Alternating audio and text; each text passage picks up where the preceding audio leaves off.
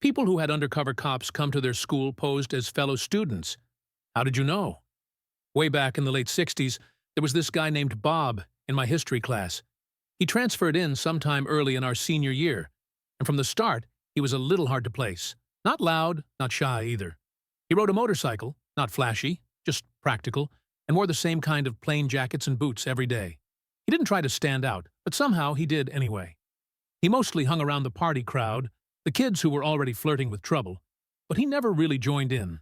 He didn't drink much, didn't get high, and didn't seem impressed by any of it. Looking back, that alone should have been a clue. At the time, though, we just thought he was older or more mature. I had a bit of a crush on him, the quiet kind you don't tell anyone about. He had this calm confidence that made you feel like he always knew what was going on, even when nobody else did.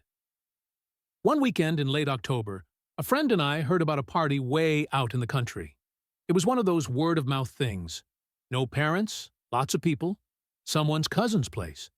We were 17 and 18 and feeling adventurous, but also a little nervous. Still, we went. The moment we arrived, I knew something was off. The place was louder, rougher, and darker than anything we were used to.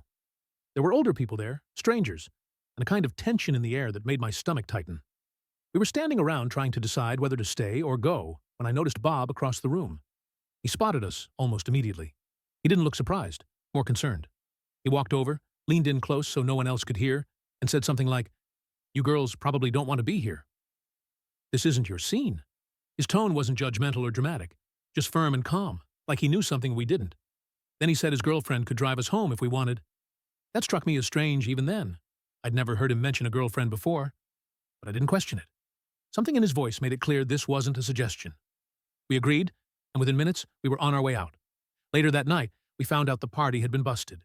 Police showed up, people were arrested, and a few of the kids from our school were taken to the station for their parents to pick up. It was all anyone talked about for days, except Bob. He wasn't mentioned. He wasn't questioned. He didn't come back to school the following week, or ever again. No explanation, no transfer announcement, nothing. It was like he'd vanished. At the time, I didn't connect the dots. I just felt lucky and a little unsettled.